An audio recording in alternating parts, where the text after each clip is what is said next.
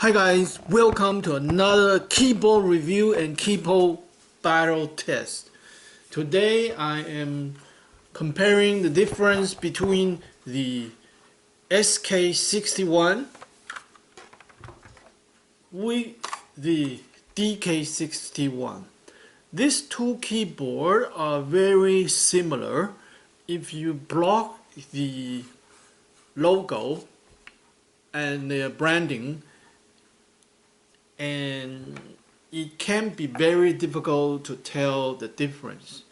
If you look at their back, their design is almost the same, the angle is the same, and the key position is the same. The key function is also the same.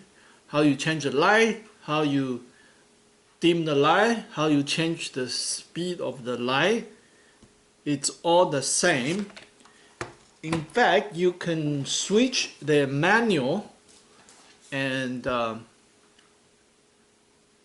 both will work. So I kind of suspect that these two keyboards are actually coming from the same factory, just under different brand name. And before we do the actual typing test, we are going to see the box. Even their box and packaging all look same. So here are the box for both keyboards. The SK61 and DK61, they both came with this transparent plastic when you open it. Now on the SK61, this plastic I noticed is a little bit thicker, but on the DK61 the plastic is a little bit thinner. So in the packaging category, the SK61 has a little bit more advantage because this is a little bit higher quality in my opinion. You can feel and see the difference. Okay, and in terms of the manual, the SK61 is bigger, so it's easier to read. However, the DK61, they have kind of like a grouping so that you can easy to understand quickly. And on the SK61, they introduce you a bunch of other product. And also they are also screenshot and showing you how to use their software to program the key. So I say this is more comprehensive. This one is just a little bit too simple, too cheap, and kind of cutting corner. So once again, the SK61 is a little bit better in their packaging. And let's continue to see the content inside. Of course, you need a Type-C cable. On the SK61, it's gold-plated, and on the GK61, on the DK61 is an angle. And of course, this gold-plated one looks much nicer, higher quality. The angle one is kind of nice because it's kind of going to the direction of the USB plug. But again, if I'm going to choose one cable, I will go with the gold-plated. Both are braided cable, but the GK61 here just a bit nicer than the DK. Okay, so far the SK61 is winning everything. Although their box look all the same, their packaging, how they make the box, the design of the box is 99.9% the same. And then let's see the next is the keycap puller. So on the DK61 you have a very nice keycap holder and a switch puller. These are the good ones that don't scratch your keycap. So the DK61 is winning here. Finally, on the GK you get this cheap one. This one, if you use it, if you are not careful, it will totally scratch your keycap. And for a brand new keyboard, scratching your keycap, you're gonna get pretty upset.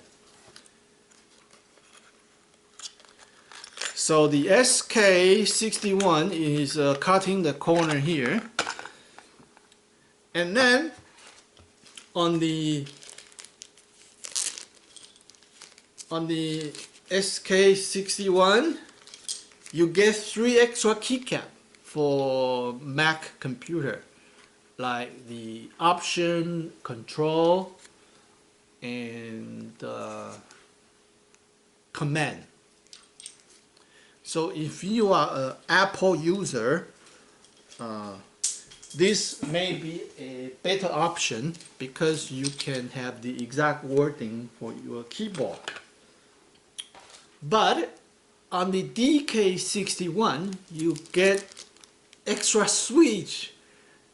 I love this because you know people buy this for gaming, and with gaming you are literally abusing the WSAD key. Now with additional switch, so that down the road, 1 year, 2 years from now, let's say one of your switch is having problem, and without buying another switch, you can hot swap it on your own. So the advantage of this keyboard is that it's on gateron optical switch, so you can swap them anytime you like. And the very nice thing about the DK is that they give you a brown switch and a red switch, so you get to experience a little bit of how they are different.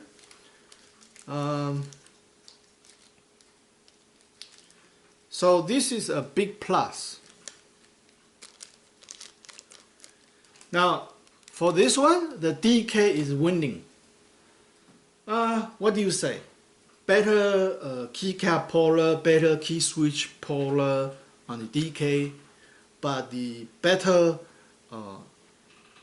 packaging, better Type-C cable on the, and also better the Apple keycap on the SK61.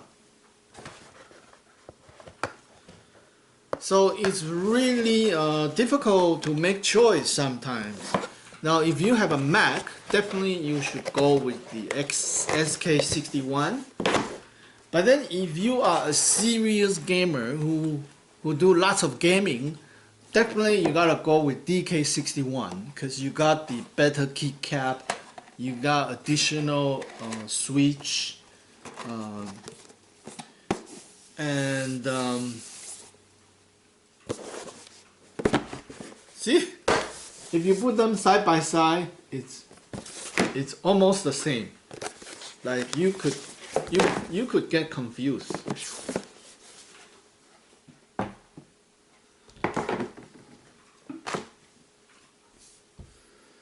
Okay, now let's look at the keyboard itself. First thing, of course, is the keycap. On the SK61, this particular model has this really cute panda keyboard. It's green, white, and gray, and it's just so visually pleasing and so beautiful to look at it and use it, and it's actually exciting. Like when you want to use it, it feels very excited to look at. This is very photogenic. However, this has a minus. Although it's a very nice, expensive PPD keycap, this thing doesn't shine through. So when you are in the dark, you can't really know what key is doing what. And on the DK61, because it's a 60% form factor, so you need to do a lot of function this, function that, in order to do what normal keyboard would do. And this one has the character that's telling you how to do, so you don't have to memorize it. Also, the light kind of shine through. And on the SK61, it doesn't have anything. So you have to memorize. You have to check the manual, and you have to memorize what key is doing what, which can be confusing. You have to constantly refer to the manual.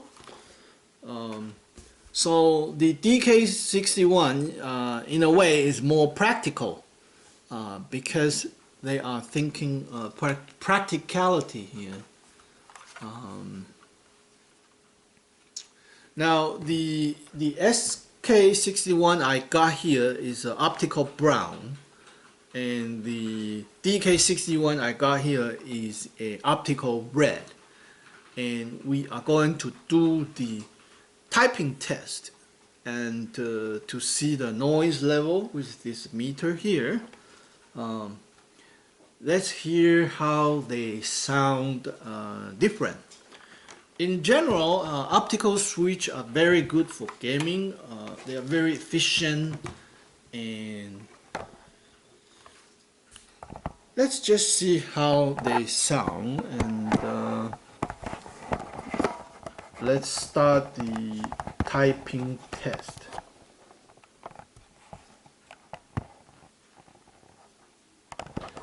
So I guess we will first start with the Panda keyboard, the SK61, and then you can see the noise meter and see how it sounds like. It's my first time using the optical brown. Honestly, well, let's do the typing first before I say anything, and you can hear for yourself. Here we go.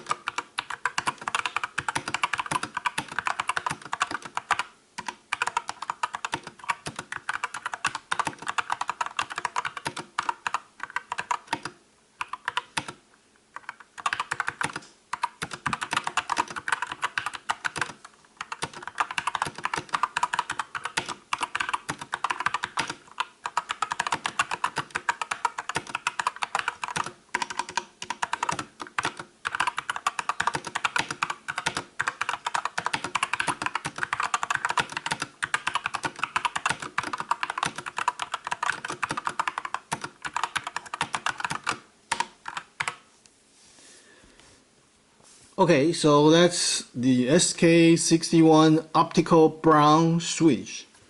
And now let's hear the DK61 optical red switch. And here we go.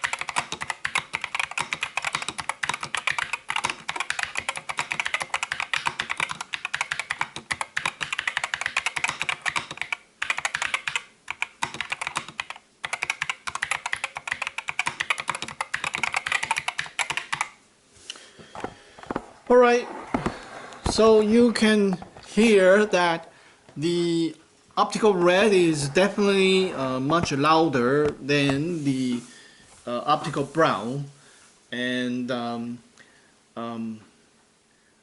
brown switch is kind of my personal favorite because I do a lot of typing. I do lots of gaming too, but whenever I'm typing, especially in the evening, I will use the brown switch. Um, so I'm very experienced with the Otemu brown switch. I usually type on that. I also have the Cherry MX brown. Um, I have to say this optical brown, it's kind of like a weak brown. You get the tactile, but it is not too strong. Uh, However, on the SK, DK, and GK61, their soundproof is not so good. So if you go with the optical brown, you get a little bit of soundproof. And this tactile is so weak that it is almost like red. So although you're getting an optical red, although you're getting an optical brown, it is almost like a red switch. Plus you get the little bit better soundproof. It's already, it's still noisy, I mean, but if you get just the gateron red, it's very loud, and if you use this in the evening, you definitely will get complaint from your family members because it's just too obvious. Now, in terms of the smoothness, when you are doing the gaming directional control, the red switch will be the best because it's very smooth. But because this board is loud, so the brown adding that little bit of resistance is nice. So that's how the switch is like.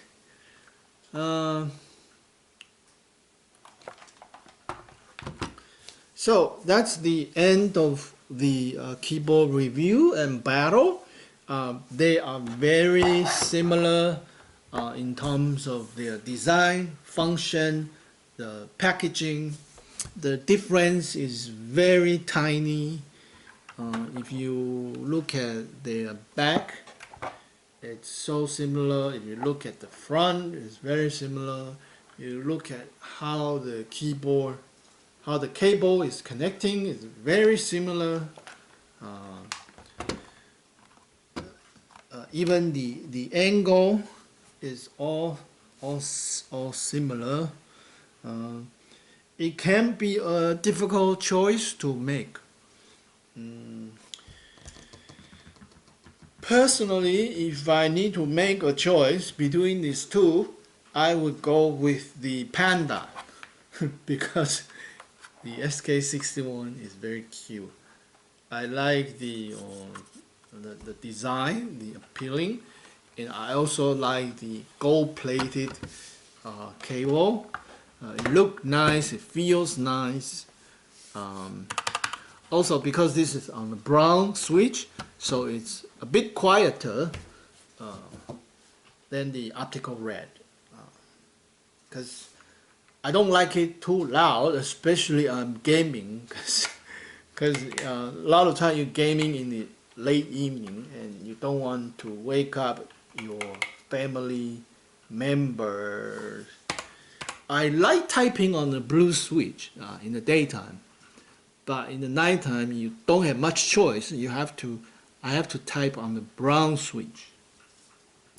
So that's it for the review. Which one you're gonna buy, up to you. But personally, I would go with the Panda, the SK61. And like this video, subscribe, and any question, comment below. We'll talk to you next time. Bye for now.